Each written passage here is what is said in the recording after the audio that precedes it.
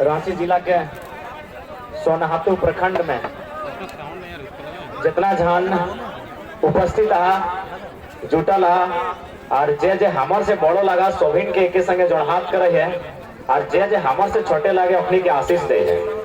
और धनबाद और बोकारो का भाषा बुझे पारबा ना, कोनो दिक्कत तो नहीं ना है।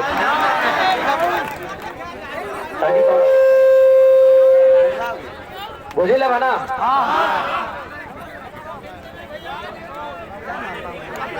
ठीक है, मिलाई जुलाई के कहबे। तो आज के सभा के संबोधन करे से पहले यहाँ पर जितने भी मीडिया के बंधु लोकतंत्र के चौथे स्तंभ उपस्थित हैं उनका बहुत बहुत आभार करते हैं। पूरे पिछले साल भर से झारखंड के लोगों के बातों को, उनके विचारों को अपने प्रेस के माध्यम से पूरे राज्यवासियों तक संदेश के रूप में पहुंचाने का कार्य किया है। या तो जितने भी मीडिया के बंधु हैं, चाहे प्रिंट मीडिया हो, डिजिटल मीडिया हो, सोशल मीडिया हो या फिर अन्य मीडिया के स्रोत, उन सभी का बहुत बहुत आभार करते हैं। धन्यवाद आयोजन समिति का, और यदि स्थानीय प्रशासन की टीम आई है तो उनका भी धन्यवाद करते हैं। तो आज पिछले साल भर से झारखंड राज्य में आंदोलन चल रहा है। आप लोग पेपर के माध्यम से या मोबाइल के माध्यम से सुने होंगे, देखे होंगे या जाने होंगे। यानी आज लगभग 22 साल 23 साल हुआ इस राज्य का अलग हुआ। झारखंड राज्य बनाने के लिए हमने असंख्य कुर्बानियां दी, असंख्य बलिदान दिया, तब जाकर हमें ये राज्य मिला। सबसे पहले तो हमने के जाने के दरकार है कि बहुत सारे लोग सवाल करते, मीडिया के बंधु सब भी बहुत बार सवाल करते रहे कि जब झारखंड राज्य के गठन मिले सह समय उत्तर प्रदेश से उत्तराखंड और मध्य प्रदेश से छत्तीसगढ़ भी अलग भले। तो बहुत जनी सवाल हमने से करते रहे कि भाई जब बाकी राज्य अलग भले ऊपर में कोई दिक्कत ना है तो झारखंड के लोग में इतना दिक्कत कहा है। तो 1932 के खतियान कहे मांगे हैं, 2000 में राज्य अलग भले। तो आज यहाँ जितना भी जान उपस्थित रहा, जितने भी लोग यहाँ उपस्थित हैं, प्रत्येक को इस बात को जानना होगा, समझना होगा और मानना होगा कि उत्तराखंड और छत्तीसगढ़ के तर्ज पे झारखंड राज्य नहीं बना है। जाइए उत्तराखंड और छत्तीसगढ़ घूम कर आइए, वहां सर्वे करके आइए, उसके आंदोलन या फिर इतिहास को पढ़ के आइए। वहां एक बिल्ली का गर्दन नहीं कटा है, हमने इंसान का बलिदान दिया है। जो लोग कहते हैं कि 2000 के समय उत्तराखंड भी बना है, छत्तीसगढ़ राज्य भी अलग हुआ है, तो झारखंड के लोगों को क्या दिक्कत है? तो उनको इस बात को कहिएगा, उनको इस बात को समझाइएगा कि उस राज्य बनने में एक छोटा सा आंदोलन नहीं हुआ है। अरे इंसान के जेल जाने और लाठी खाना तो दूर की बात है, वहां चूहा बिल्ली कुत्ता का गर्दन नहीं कटा है। यहाँ निर्मल महतो जैसे शेर का कत्ल हुआ है। इसलिए इस भ्रम से दूर रहिएगा। भारत देश में बहुत राज्य अलग हुए हैं।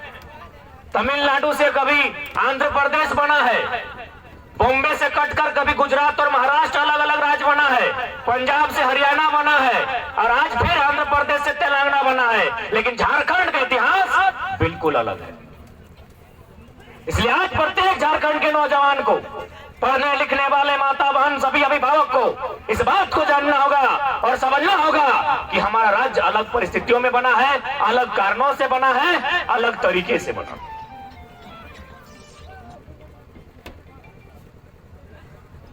आज लोग कहते हैं, आज 22 सालों से झारखंड का सबसे महत्वपूर्ण मुद्दा है स्थानीय निवासी। आज प्रत्येक व्यक्ति को इस बात को समझना होगा कि भाई स्थानीय निवासी होने से क्या लाभ मिल सकता है। अभी आपके पंचायत में यदि मुखिया के द्वारा कोई भी फंड आता है,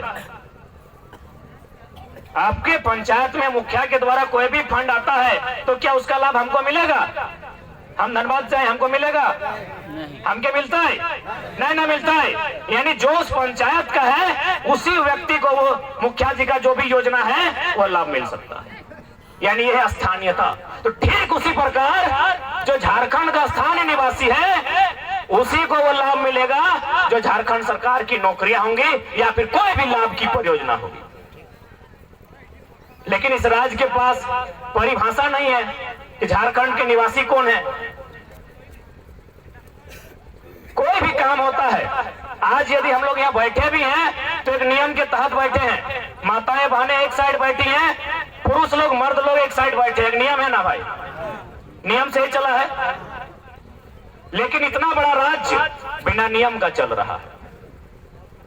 79,000 वर्ग किलोमीटर, 3.25 करोड़ की जनसंख्या, 24 गो जिला, 264 गो प्रखंड, 45 गो अनुमंडल से सजा हुआ, 32,000 गांवों से सजा झारखंड बिना नियम के चल रहा है। इसी मैदान में यदि फुटबॉल का खेल होगा तो नियम से चलेगा। अरे फुटबॉल का खेल तो छोड़िए, 5 मिनट अगर पेनल्टी का खेल होगा तो उसमें नियम होगा। यानी कुछ भी अगर संचालन होता है, चलता है, एक नियम के तहत चलता है। लेकिन हमारा विशाल राज्य बिना नियम के चल रहा है। इसलिए आज नियम नहीं होने के कारण आज इस राज्य की दुर्दशा है। नियम नहीं होने के कारण साधन हमारा, संसाधन हमारा, लेकिन कब्जा बाहर के लोगों का। ये नदी हमारी है, उस नदी पर पाया जाने वाला बालू पर अधिकार हमारा होना चाहिए। बताइए कितने लोगों को लाभ मिलता है। नीति नियम नहीं होने के कारण हमारे साधन संसाधनों पर प्रतिदिन लूट मची हुई है। कहीं कोयला, कहीं अभ्रक,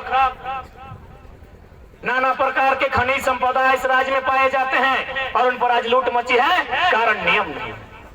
अरे संसाधनों की तो छोड़िए, आज सभी कार्य गिदर बुतुर छुआ पहला जीवे कराते और हिने सोना हाथों बुंडू तमार सिल्ली के तो छुआ सब ज्यादा रांची के हॉस्टल में आतो। हमने रांची के पीजी हॉस्टल जब भी जाए अपने के परिचय मांगा है तो बोलते अपने बोले तो रहो कि नहीं हमने तो सोना हाथों धन से ही हो, बुंडू तमार से ही हो, सिल्ली से ही हो। यानी सबके घर से बच्चा सब पढ़े ले जाए ना। रांची में सभी ने अपने बच्चा सबके पढ़े ले भेजा कि ना की ले भेजा पढ़े ले कि भैया बच्चा पढ़ता है, लिखता है और छोटे मोटे को कोई बढ़िया काम करता है ताकि भविष्य में घर परिवार चलते है। यह सोच के चला। अभी जितना भी बच्चा रांची के हॉस्टल में रहा, रांची के हॉस्टल में पढ़ा थे कि अपने कोई विधायक के, कोई बड़ा बड़ा उद्योगपति अमीर के बेटा आते कि सब एक साधारण परिवार से है। माता पिता बड़ी मुश्किल के साथ पाई पाई जमा करके खेती बाड़ी के माध्यम से साग सब्जी बेचकर, अरे कभी कभी तो सुनते हैं अपनी गहना गुड़िया को गिरवी रखकर, पिताजी अपने खेतों को गिरवी रखकर अपने बच्चों को रांची पढ़ने भेजे। इन परिस्थितियों में हम अपने बच्चों का परवरिश कर रहे हैं, उन्हें पढ़ने के लिए रांची, किसी को धनबाद, किसी को टाटा, तो किसी को बोकारो, तो किसी को हजारीबाग भेजे। वो बच्चा पढ़ता है, मेहनत करता है और जब गांव में BA, MTech, BTech, BEd, PhD करने के बाद आता है, माता पिता कहता है इतना पढ़ाए तुम्हें को नौकरी नहीं ले पाया, तो उसमें बच्चा का दोषी है। अच्छा खासा पढ़ाई लिखाई होने के बाद, बहुत ज्यादा पैसा खर्चा करने के बाद जब बच्चा नौकरी नहीं ले पाता है तो माता पिता एक बार फटकार लगाते हैं कि अरे तुमको तो इतना पढ़ाए, इतना पैसा खर्चा किए, तुम कुछ नहीं कर पाया, तो क्या केवल वो बच्चा दोषी है? जी नहीं, उससे कई ज्यादा गुना सरकार दोषी है।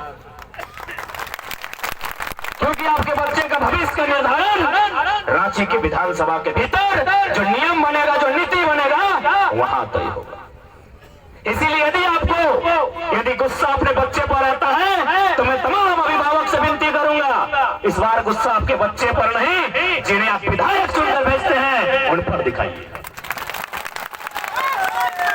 असली गुस्सा उन पर दिखाइए कि हमने आपको बड़ी उम्मीद के साथ अपने वोट देने का काम किया, बदले में आपने क्या किया? किसी ने टाटा के साथ समझौता किया, किसी ने अग्रवाल के साथ समझौता किया। हमारे बच्चों के लिए आपने क्या किया? आज जितने भी हुक्मरान रांची विधानसभा के भीतर जाकर बैठे हैं, उनके बच्चों कोई विदेश में पढ़ता है, कोई दूसरे राज्यों में पढ़ता है, और हमारे और आपके बच्चे। इसलिए यदि आपको गुस्सा आए तो गुस्सा अपने बच्चे पर डांट फटकार के रूप में नहीं, जिन्हें आप वोट देकर विधानसभा में भेजते हैं उन पर दिखाइए। ये आंखें लाल उन पर कीजिए, ये कड़ा तेवर उन पर दिखाइए जिनको आपने मतदान देने का काम। क्या हम गलत कह रहे हैं? आप हमसे आयु में बहुत बड़े हैं, हम भी एक छोटा सा छात्र है, साल भर पहले हम लोग को कोई जानता नहीं था। क्या हम लोग गलत कह रहे हैं? आज क्या परिस्थिति है हमारे सामने? जाइए कागज और कलम लेके सर्वे करके आइए। आप रांची जिला है तो रांची जिला का ही सर्वे करके आइए। नीति नहीं बनने के कारण यहाँ जितने शिक्षकों की बहाली 2016 में हुई है, 1-2% आपके लोग हो सकते हैं जो मास्टर होंगे। यदि प्रिंसिपल की बात आएगी वो यूपी बिहार एमपी का होगा। राज बनेगा बिरसा मुंडा के बलिदान के बाद, राज बनेगा सिद्धू कानूनी अमर पीताम्बर के शहादत से, राज बनेगा रघुनाथ महतो, बूली महतो, निर्मल महतो के रक्त से, राज बनेगा एक भिखारी टिके तुमराव के खून से, और नौकरी बांटे जाएंगे यूपी बिहार बंगाल एमपी को। ये कैसा इंसाफ है? ये कैसा इंसाफ है? आप ही बताइए। और भी राज्य हैं, हमारे राज्य के बगल में बंगाल आता है, एक तरफ उड़ीसा है, एक तरफ छत्तीसगढ़ है। क्या है वहां नियम? बंगाल में साफ साफ लिखा होता है, यदि आप बांग्ला भाषा जानते हैं तो फॉर्म भरिए। उड़ीसा में साफ साफ लिखा रहता है, यदि आप उड़िया भाषा जानते हैं तो फॉर्म भरिए। और यहाँ क्या लिखा है झारखंड में? यदि आप इंग्लिश भी जानते हैं तो भरिए। देखे कि नहीं? पढ़े लिखे लोग हैं आप। झारखंड के फोरम में लिखा है आप अंग्रेजी भी जानते हैं तो भरिए, तो सर्वा ब्रिटेन का आदमी भी तो यहाँ नौकरी ले लेगा। क्या दुर्भाग्य है इस राज्य का। कितने बेकार लोग बैठे हैं विधानसभा के भीतर, जिस राज्य के भविष्य को अंधकार में डाल रहे हैं। यहाँ के पढ़ने वाले नौजवान जो एक सपने को लेकर विश्वविद्यालय तक जाते हैं, पठन पाठन के कार्य करते हैं, कोचिंग संसाधनों में अपने जीवन का एक बहुमूल्य समय बिताते हैं। किन्हीं की आंखों की रोशनी चली गई है, किसी का पढ़ते पढ़ते बाल पक गया है, तो किसी का पेट बाहर आ गया है। और क्या परिणाम मिलता है? जीरो। क्या गलत कह रहे हैं? आपका उम्र ज्यादा है, तजुर्बा ज्यादा है। अरे रांची नहीं जाते, कम से कम रांची का समाचार घर बैठ के सुनते तो हैं। ये सही हो रहा है कि नहीं? तो ये बदलना चाहिए, ये सूरत बदलनी चाहिए कि नहीं? सही चलते रहे, बलिदान हम देंगे, खेत खलिहान हमारा खत्म होगा, जान हम देंगे, लहू हमारा बहेगा, रक्त हमारा बहेगा, और यहाँ के साधन संसाधनों को यूपी बिहार बंगाल और एमपी गुजरात के लोगों को बांटा जाएगा। तो ये अन्याय अब बर्दाश्त नहीं होगा। किसी भी परिस्थिति में अन्याय बर्दाश्त नहीं।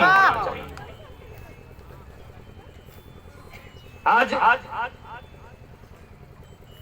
भारी संख्या में लोग आपको दिग्भ्रमित करने के लिए इस बात को रखते हैं कि आप गलत नीति की बात कर रहे हैं। 1932 का नीति अंग्रेज के टाइम के हक है, तो मान्य कैसे भय सकल है? ये सवाल आप लोग भी सुनते होंगे, सुने हैं ना? मायरा माया मौसी काकी सब दोनों पूजा है ना, आप लोग भी समझ रहे हैं ना? क्योंकि आधी आबादी को अब आधा अधिकार लड़के लेना होगा, और पुरुषों की तुलना में महिलाओं की भागीदारी ज्यादा होनी चाहिए, क्योंकि महिलाओं को लोग आसानी